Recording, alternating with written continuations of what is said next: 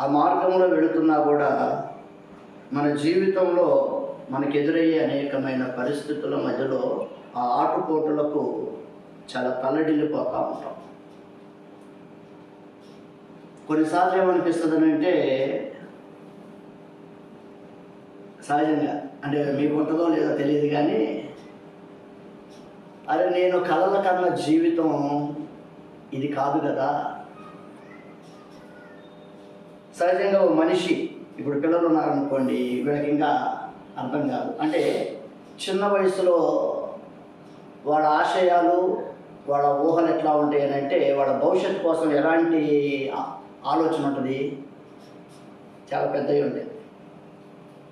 నేను మా వాళ్ళని అంటాను, బాబు నాయన ముందు భూమి మీద సంగతులు మామూలు నేర్చుకుంటారు బాబు, మీ ఆలోచన అంతా కూడా పై విషయాలని బైబిలే కాదు, అంటే లోకరీతిగా ఏదో అని చెప్పేసి అది కాదు నాన్న అని చెప్పేసి ఏం చెప్పదలుచున్నానంటే, సాధారణంగా మన భవిష్యత్తు కోసం ఏం చేస్తామనంటే, దాదాపు ప్రతి మనిషి కూడా ఒక స్ట్రైట్ లైన్, ఎవరు కూడా అంటే ఎత్తు పల్లాల్లో నుండి వంకర్లు టింకర్లుగా అలాంటి జీవితాన్ని, అలాంటి ఊహని దాదాపు ఎవరు కూడా కోరుకో.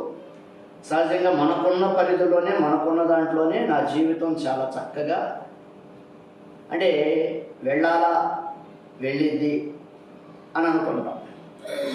కానీ యాత్రలో కొంతకాలం గడిచిన మీదట కొన్నిసార్లు ఏమనిపిస్తుంది అంటే, ఒంటరిగా ఉన్నప్పుడు ఆలోచన చేస్తే కాదు, నేను అనుకున్నది, నేను బ్రతకాలనుకున్నది ఇలాంటి జీవితం కాదు. నా జీవితం ఏమైపోయిందంటే తారుమారైపోయింది. సరే, దానికి కారణం ఎవరనంటే, నిజాయితీగా ఆలోచన చేస్తే ప్రభువా దానికి కారణం నేనే. అంటే దేవునికి ఏది కూడా మనం ఆపాదించడానికి లేదండి. అంటే చాలా రేర్ కండిషన్స్లో ఏం చేస్తాడనంటే, ఒక ప్రత్యేకమైన సమయాల్లో మాత్రం దేవుడు నడుపుతాడు. అది మన మేలు కొరకే. మిగతావన్నీ కూడా ఎలా ఉంటున్నాయి అంటే చాలా ఇబ్బందిగా. సరే, ఏదేమైనా యేసు అంటే ఎలాంటి పరిస్థితులైనా కూడా,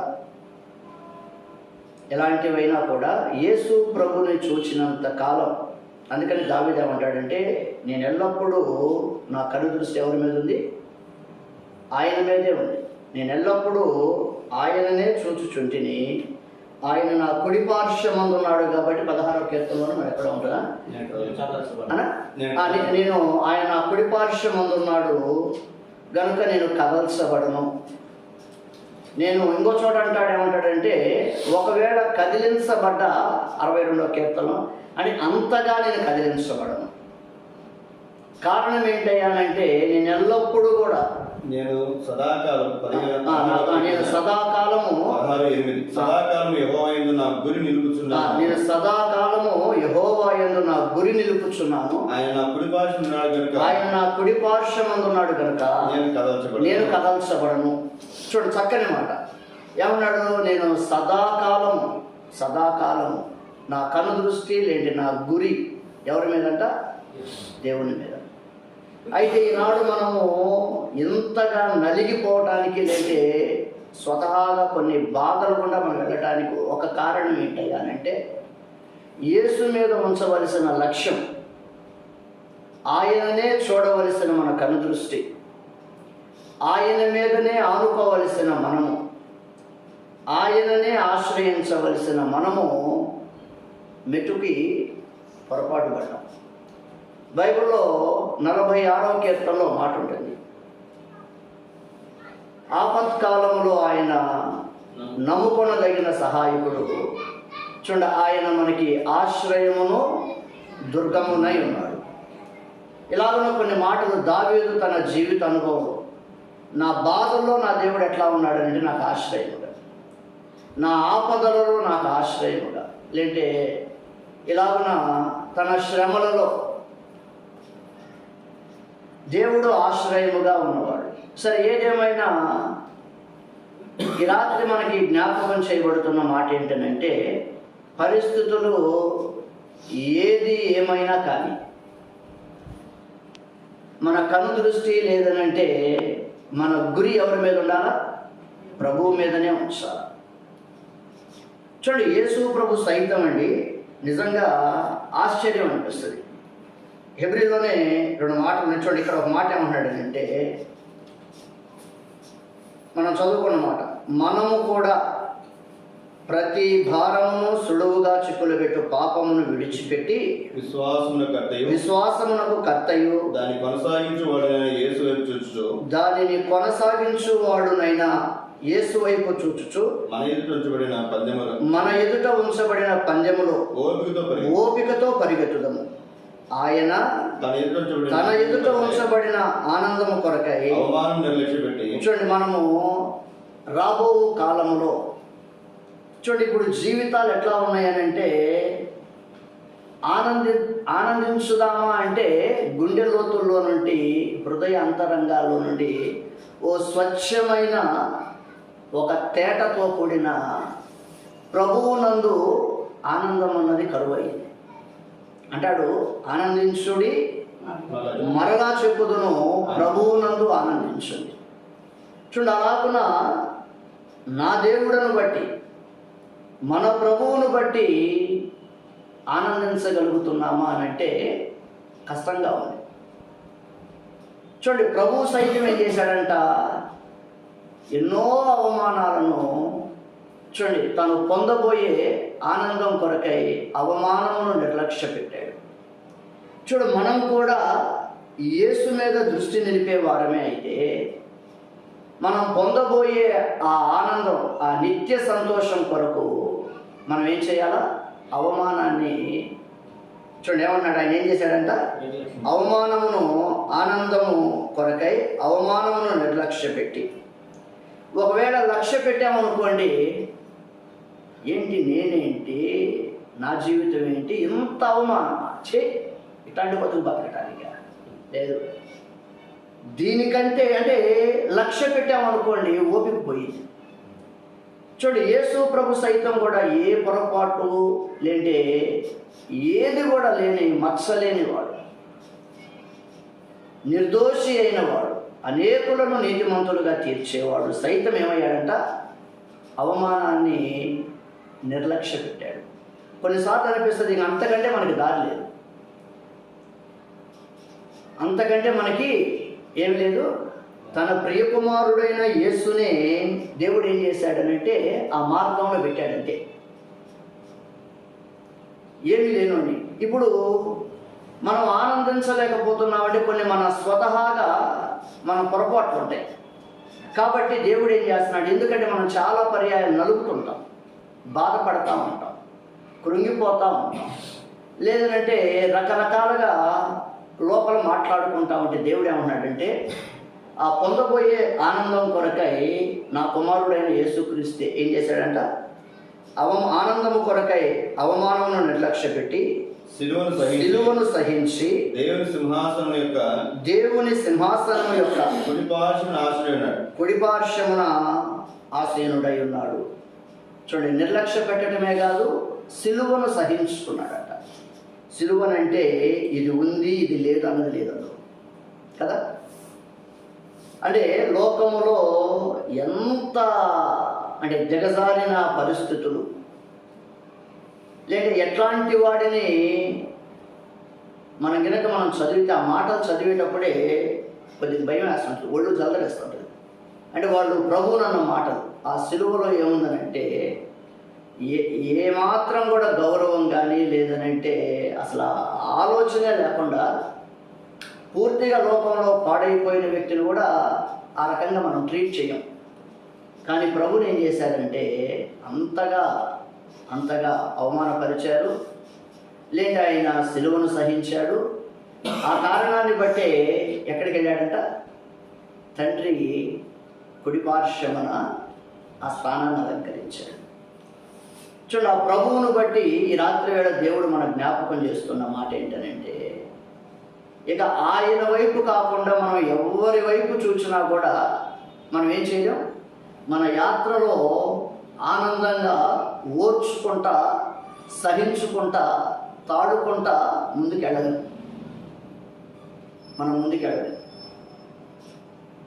ఈ రోజుల్లో ఏ విశ్వాసి దగ్గర కూడా అలాంటివి దొరకటం. ఓసారి ఓ అక్క అంటది, ఏది విశ్వాసురాలు, ఇళ్ళ పక్కన ఉంటారు కదా, ఆ ఇంట్లో పరిస్థితి ఎట్లా ఉంటుందని అంటే చాలా ఇబ్బందికరంగా ఉంటుంది. అందరికీ తెలుసు ఆ ఇంటి సంగతి. ఆ పక్కన ఉన్న అక్క అంటది, అమ్మా ఎట్లా ఓర్చుకుంటున్నావు తల్లి అంటే చవటానికి ఇక లేదు అంటే ఆ రకంగా ఉంటుంది. చూడండి, ఆ రకంగా ఆ ఉన్న పరిస్థితుల్లో ఏది ఈ మాట అంటుంది ఎవరు? ఒక విశ్వాసి. ఎట్లా ఓర్చుకుంటున్నావు, ఎట్లా సహించుకుంటున్నావు, ఎన్ని బాధలు, ఎన్ని కష్టాలు అంటే ఆ అన్యురాలు ఏమంటున్నారంటే, అమ్మ ఎంతైనా భర్త కదమ్మా. అవంటే నేనైతేనా నా వాళ్ళు పొరపాటును కూడా ఏది ఎవరైతే మార్గదర్శిగా, మాదిరిగా లేదంటే జీవితాలను, కుటుంబాలను నిలబెట్టాలో వాళ్ళు ఏమంటున్నారు, ఇట్లాంటి బతుకు, ఇట్లాంటి జీవితం అయితే అస్సలు అమ్మా అంటే ఏమి లేని ఆ వ్యక్తి ఏమంటుందని అంటే ఎంతైనా బా.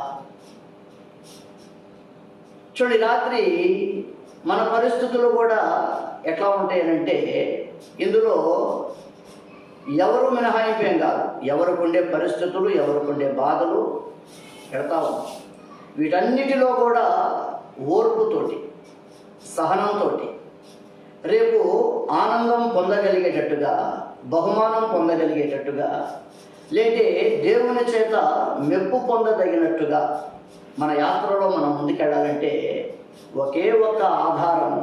ఆ ఆధారం ఎవరంటే ప్రభు అయిన యేసుక్రీస్తు. ఆయనను తప్ప ఇక ఎవరి ద్వారా కూడా మనం ఏమవలేము. మనల్ని మనం ప్రోత్సహించుకోలేము. చాలు, ఎవరు కనబడట్లా.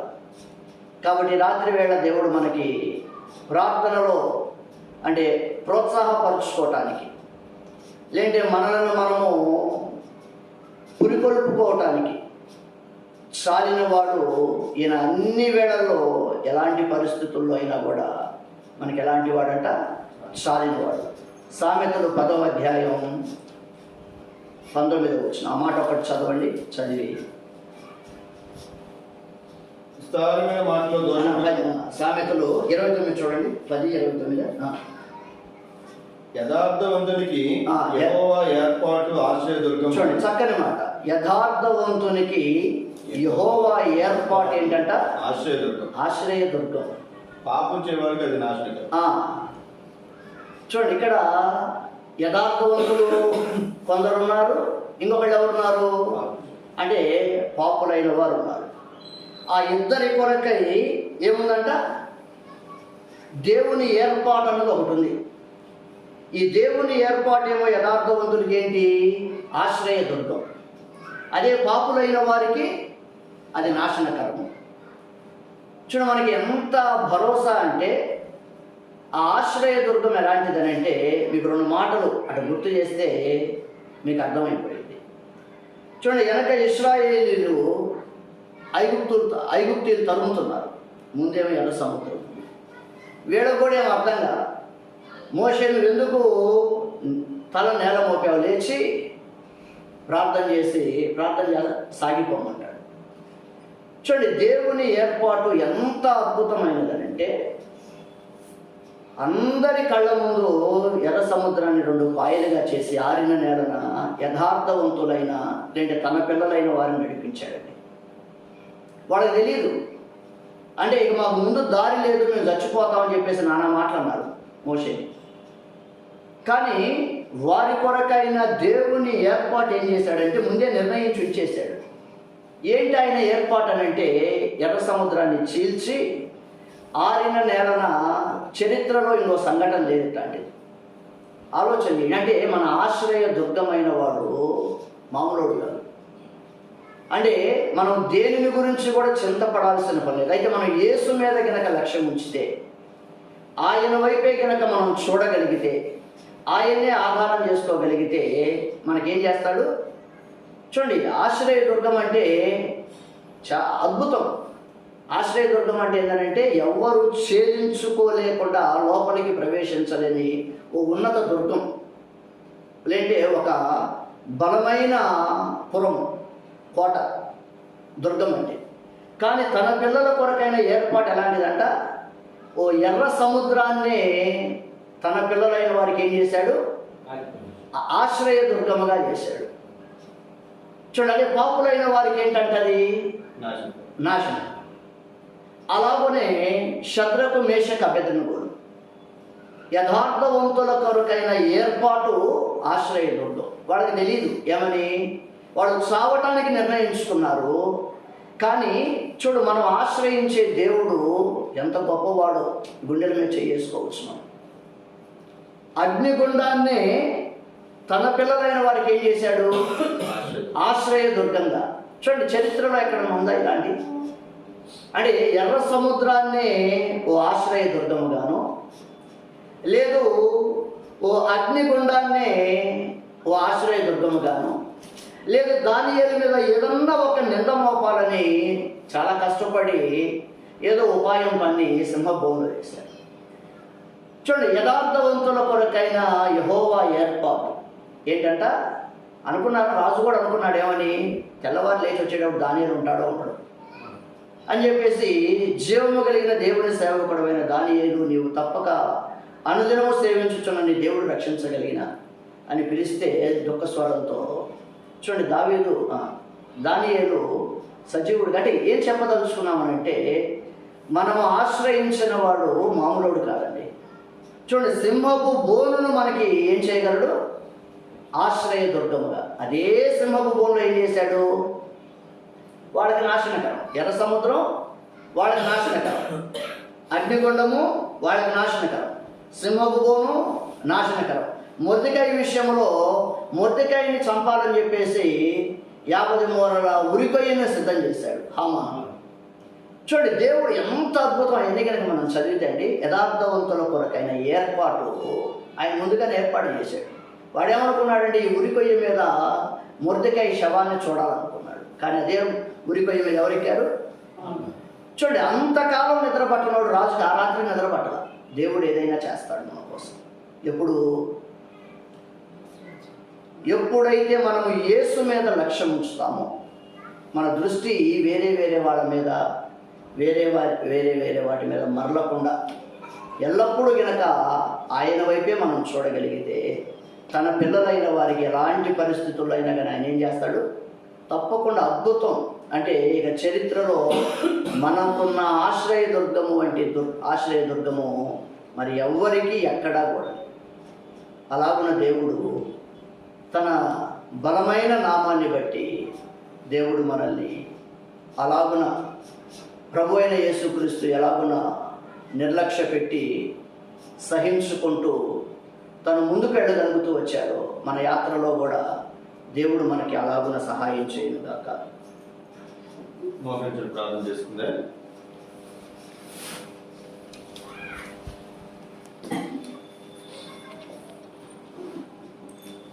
ఒక్కొక్క ప్రార్థన మనం చేస్తాం. ప్రేరేపించుకునేటువంటి వారు ఒక్కొక్క